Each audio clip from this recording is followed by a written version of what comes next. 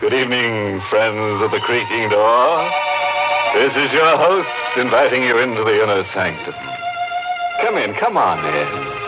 Oh, come on, we love company. Simply can't do enough to them. We've got lots of games custom designed for our guests. They'll simply slay you. The favorite's called a tisket, a casket. But the game we play best is called revival. Oh, it's wonderful. You pass out and we try to revive you.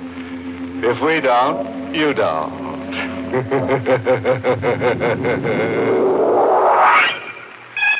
And now for our eerie spell. The hitchhiking corpse. Climb up on the driver's seat. Sit close to the driver. Sean O'Hara, a bewitched man with deep-set eyes. Hear what he has to tell about the beautiful corpse of Madoc County. The girl who lost her head over him. Eileen. The last time I saw her, she was standing where she always waits for me. In the rain on the little white bridge where the road takes a bend around Moon Hollow. I could hear her call for me to stop. Stop now! I'm ready for you! No! But I wasn't going to stop for her. Not anymore. My mind was made up to that. And then the lightning flash burned over her like a million lighted candles. And she was standing there where she always waited for me, without her head. Eileen had lost her head. Am I right in my mind now, I'm wondering? These things I know, these things that I saw, was it a dream? A man's imagination gets tipsy when he drives a great silver van 400 miles in the loneliness of the night. Eileen. The first time I saw her, she was standing where she stood the last time on a little white bridge near Moon Hollow. Climb in, miss. Yeah. Sit deep in your seat with your head low. It's a black mark in the book for me. If the company inspectors see you riding in the cab, I'll be docked. They won't see me. Only you can see me, son. Only I can see... Why, you're calling me by name. No. I'm making up a name for you. But it is my name, Sean O'Hara. It's an uncanny bit of making up you just did, Miss... Try, Sean. If you try, you too can do an uncanny bit of making up. With your hair like it is, and your face, just one name suits. Only one name. And my name? Eileen. I am Eileen. And just where are you riding to? To Madoc County. But someday, not tonight. Madoc County's a good 80-mile ride from Moon Hollow. Is it someday, I heard you say? Yes, someday I'll be riding to Madoc County. And it will be you who will take me there. Oh, there's little to that. I always pass through Madoc. It's on my route. My people came from up there. It's a big house we once had. A great big house. Without windows. Without windows, you say? There was a great hall. And a great long table. With my people sitting round it. The living and the dead. The living and the... A house without windows, and now it's the living and the dead. You're a pretty one. But you're as batty as a loon. Am I really a pretty one to you, Sean? Sure. Pretty hair. Eyes to light up a man's dream. Dainty little hands. The two of them fit into one of mine. The face... A face, Sean. No. The face I cannot praise. Why not? With all the war paint on it, if I didn't bite my tongue, I might say that what I see smeared over your cheeks is blood. Don't bite your tongue, Sean. You're getting out. Trust Sean O'Hara to pick up a gibbering farm girl who smears her face with chicken blood. Good night to you. Good night, Sean. I'll be waiting again tomorrow night at Moon Hollow. I'll be watching for you. I watched her go, sailing off in the mist. As high as my eyes could go, I could see her riding into the sky like a night witch, and then blowing into the smoke of the moon. There had been no Eileen. I dreamed her up in my fat head. A man's imagination gets tipsy when he drives a great silver van in the loneliness of the night.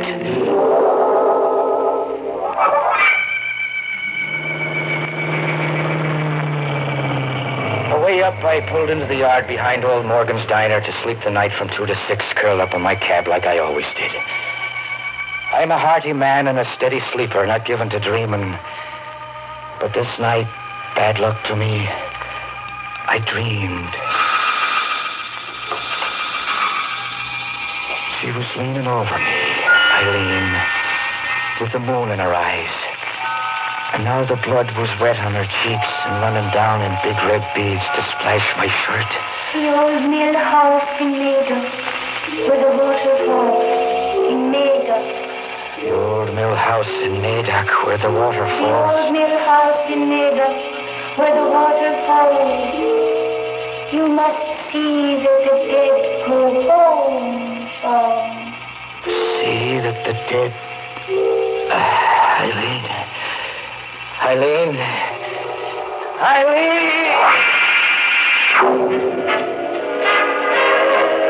But there was no Eileen. I'd been dreaming. Dreaming, but the radio was playing loud enough to wake the dead. The dreaming man doesn't turn on the radio. Eileen! You always wake up like a roaring lion, O'Hara. What? It's me, Morgan. I guess you've had all the music you need to wake you up. It was you who turned my radio on? Me it was. Were you thinking the radio turned itself on? I had a dream about a girl. A nightmare's more like what you had. From the looks of you were thrashing about in that seat and beating yourself on the face with your fists. Beating myself? Why is that? Oh, the blood all over your shirt. Blood? Stop looking bewitched, O'Hara, and look in your truck mirror to your nose. You gave yourself a nosebleed in your sleep, and that, my boy, was no dream.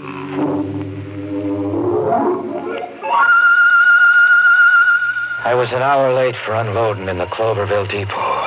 O'Hara, Yeah, Red. come over to the van a minute, where the loaders can't get an airful. Oh, you're acting funny. We got everything off the inventory calls for. But there are 3 other items. I threw a canvas cover over them before the boys got a look at them. Did you look into your van?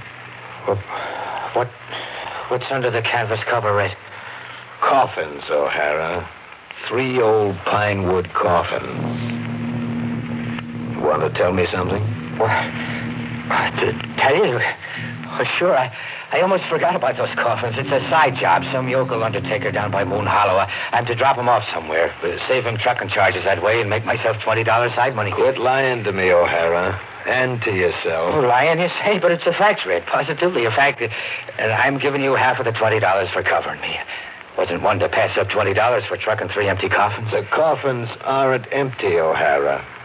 And you never took a job from any local undertaker either. You seem to know a lot about something. I know Route 266. I was born and raised here. What is there to know? For one thing, the red-headed witch of Moon Hollow, maybe. You might be trucking the dead for her.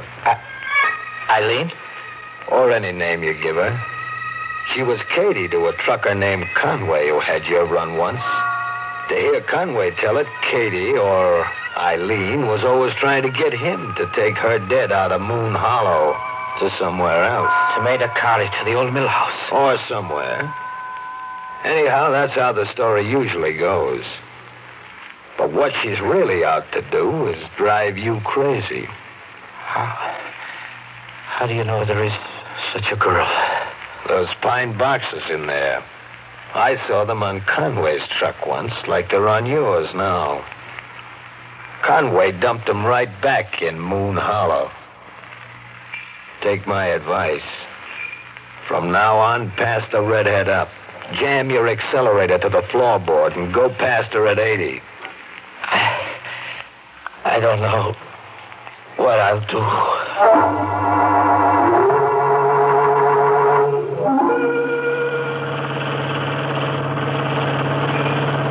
What I did, bad luck to me on the trip back, was look for the waterfalls and the old mill house. When I came to the Madoc County line, was there an old mill house where the waterfalls, I was wondering? Or was I a man looking hard to lose his mind? I brought one of the caskets to the ground. It wasn't empty, but there wasn't much weight to it either. I opened it. It held the dead, all right, but not the face or the body of the dead. It was only the skeleton. The skeleton of someone dead more years than the mind can imagine. There was a waterfall in the deep woods, the music of water, and Eileen's voice splashing in it. The old mill house, under the water. And there was an old mill house down below the rocks. A stone house without windows, like Eileen had said. I pulled an old rusted bolt and opened the door to one great room and a table that went from wall to wall. It was old.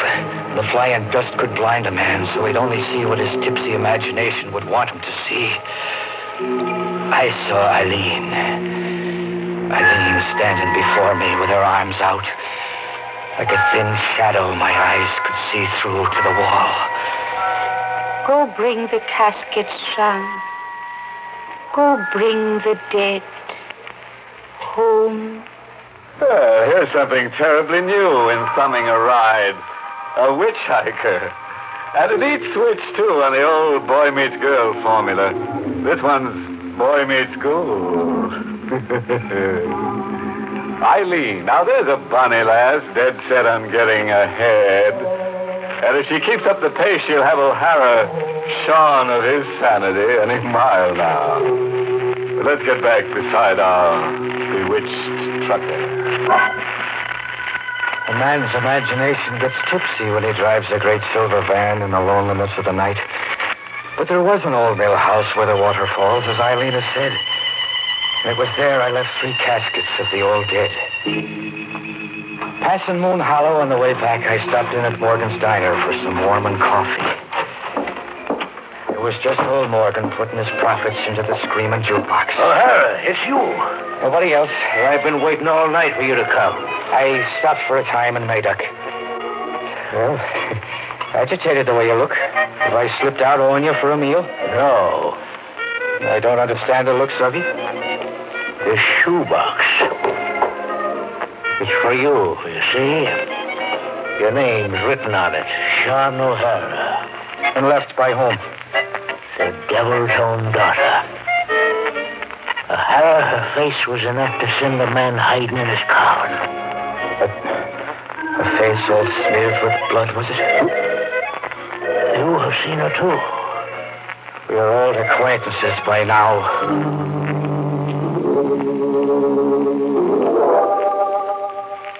When I left Morgan's prying eyes, I opened the shoebox. It held a small white envelope, an old rusted tin can. I opened the envelope. 2 tickets there were to a costume party in the Moon Hollow firehouse for the next night. And the tin can full of money. A showering of Indian pennies and buffalo nickels, coins with the grit and tarnish of years on them, like some miser had saved them in a secret nook of the kitchen. That was too much for a tired working man to puzzle out. My poor head would have none of it. I had a load to haul back that night. There was time enough for puzzles another night. She'd be standing on the little white bridge where the road takes a bend, and then I would put my questions to her.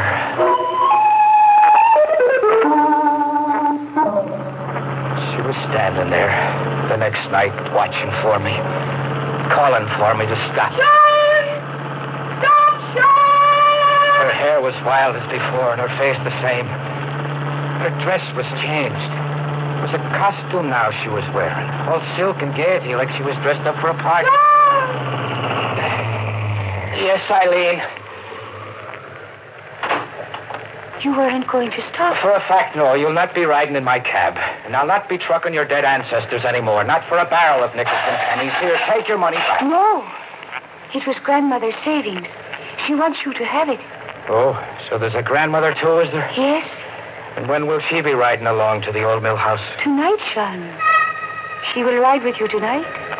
And after that, I'll be riding with you to Madoc, too. And that settles the count of your people? No. It still leaves you, Sean. Me? Am I hearing you say me? Yes, you two will sit at the long table in the great hall of the dead. You will sit beside me. Alive, is it to be? Or dead? Dead, Sean. Like us. And what will snuff me out, a hardy man like me without a sickness? You will just die. Your heart will just stop. My heart will stop. You don't want to sit beside me? It's not by way of wooing a lady. Sean, Yes, Eileen. do you like my costume? I do. And what's it for? The dance at the firehouse. I thought you would take me. I think not. And I will go alone. Good night, Sean. Compliments of the evening to you, miss.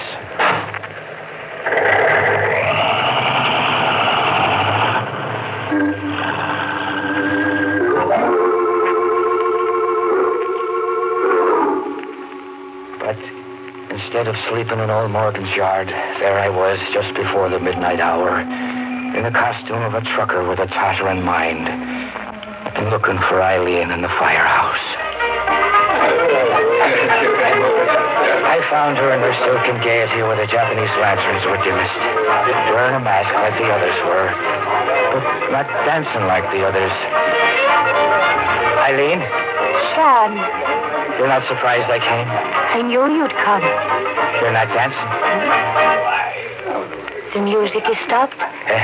It's unmasking time. Midnight's not a minute away. The caller's announcing. Attention! Attention, everybody!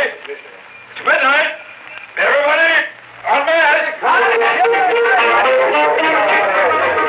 You're not unmasking, Eileen. You unmasked me, Sean O'Hara. All right, I'll speak again. Say my name again. Sean O'Hara. Your voice. It's not the voice of Eileen. I am not Eileen. Put your hand to my mask, Sean. You're an old lady. I am old, and the life you see is the last I have to show. Look at me for the last time, O'Hara. I am Eileen's grandmother. But Eileen, she was here. Her hand was in mine. Dressed in the costume with the silken gaiety you're now wearing. Eileen slipped away to leave me with you.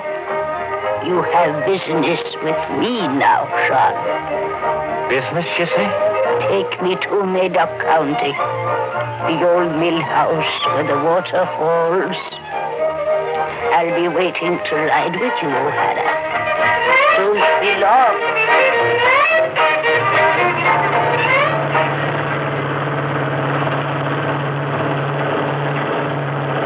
I drove the lonely night to the Madoc County line with my freight of storage eggs and canned goods, and the dead in a pine box. The old grandmother in her silks was in her casket. I didn't bother to ask whose job it was. I put the questions to Eileen the next time she waited for me where the road takes a bend around Moon Hollow. And she was there like I knew she'd be, pointing her thumb to hitch a ride. Don't stop for me! John! But I didn't stop this last time. I did what the checker-red Lacey said Conway failed to do, and what I must do. I passed her up. I pushed the gas accelerator to the floor and passed her by in 80. Her shriek where the highway bends into Moon Hollow. But I didn't leave Eileen behind. She was on the seat beside me. You didn't want to stop, Sean. She was beside me. Without her head. I'm dead, Sean. Dead. Now drive me to Madoc County.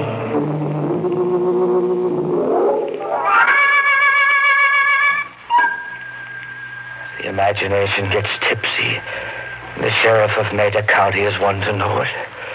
And the doctor beside him looking at me with eyes of pity is one to know it, too. I hear them talking to me, but the words go sailing into the smoke of the moon.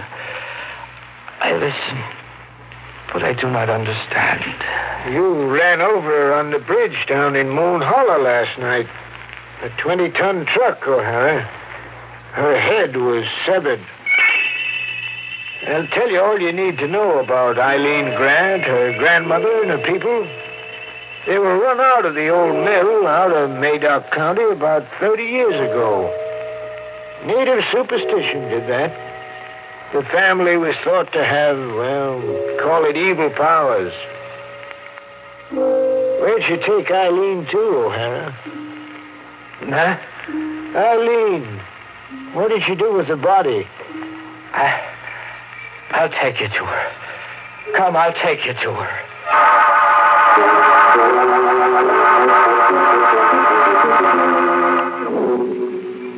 I took them, the sheriff and the doctor, to the old mill house where the water falls.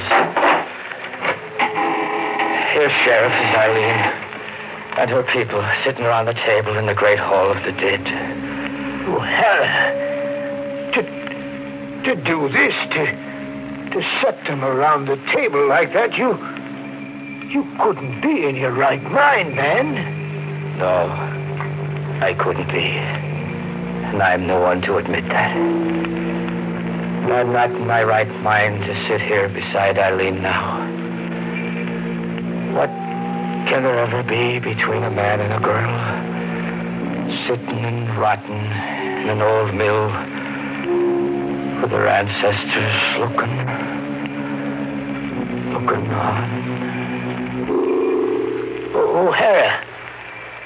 O'Hara. Say, Doc, take a look at him. O'Hara's dead. Dead? To sit down and die just like that? Just like that, Sheriff. O'Hara's heart just stopped. As if he willed it to stop.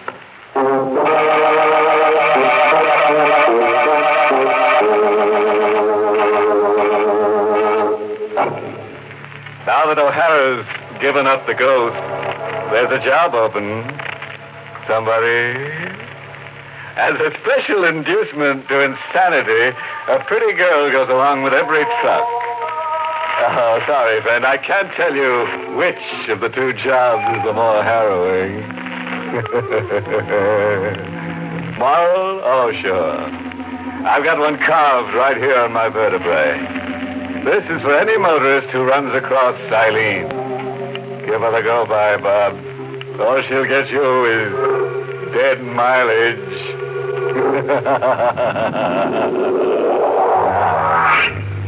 Pleasant dreams.